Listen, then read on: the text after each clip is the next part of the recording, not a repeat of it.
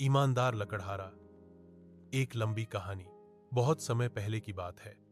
पहाड़ों और घने जंगलों से घिरे एक छोटे से गांव में रामू नाम का एक लकड़हारा रहता था। रामू बहुत गरीब था, लेकिन उसका दिल बेहद साफ और सच्चा था। उसकी छोटी सी झोपड़ी थी, जिसमें वह अपनी पत्नी सीता और अपने छोटे बेटे मोहन के साथ रहता था। हर सुबह सूरज निकलने से पहले रामू उठ जाता। सीता उसे सादा सा भोजन बांध देती और वह अपने पुराने लोहे के कुल्हाड़े को कंधे पर रखकर जंगल की ओर चल पड़ता। जंगल की ठंडी हवा, पक्षियों की चहचहाहट और पेड़ों की खुशबू रामू को नई ताकत देती थी। जंगल का वह दिन, एक दिन रामू नदी के किनारे पेड़ काट रहा था।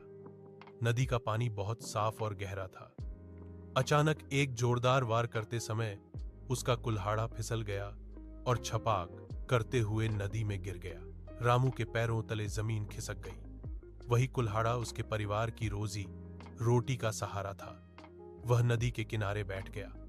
आंखों से आंसू बहने लगे और मन ही मन बोला, हे भगवान, अब मैं अपने बच्चों का पेट कैसे भरूंगा। जल देवता का प्रकट होना। अचानक नदी में हलचल हुई और पानी से एक दिव्य प्रकाश निकला। कुछ ही क्षणों में जल देवता प्रकट हुए। उनका स्वर बहुत शांत और मधुर था। वत्स, तुम इतने दुखी क्यों हो? रामू ने डरते हुए लेकिन सच बोलते हुए पूरी बात बता दी। जल देवता मुस्कुराए और बोले, रुको, मैं तुम्हारे कुल्हाड़े को ढूंढता हूं। परीक्षा की घड़ी सबसे पहले जल देवता सोने का कुल्हाड़ा लेकर आए।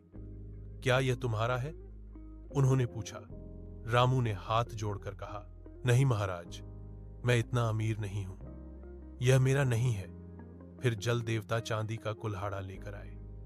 रामू ने फिर मना कर दिया। आखिर में जल देवता लोहे का पुराना कुल्हाड़ा लेकर आए। रामू की आंखों में चमक आ गई। हां महाराज, यही मेरा कुल्हाड़ा है। ईमानदारी का इनाम। जल देवता रामू की सच्चाई से बहुत प्रसन्न हुए। उन्होंने कहा, वत्स, तुमने लालच नहीं किया, इसीलिए मैं तुम्हें तीनों कुल्हाड़े देता हूं। रामू खुशी और कृतज्ञता से भर गया। उसने जल देवता को प्रणाम किया और घर लौट आया। सुखी जीवन। अब रामू की गरीबी धीरे धीरे दूर होने लगी। उसने अपने बेटे को पढ़ाया, पत्नी के लिए अच्छे कपड़े खरीदे और गांव के जरूरतमंदों की मदद भी करने लगा। रामू कभी नहीं भूला कि उसकी खुशहाली की वजह उसका धन नहीं, बल्कि उसकी ईमानदारी थी।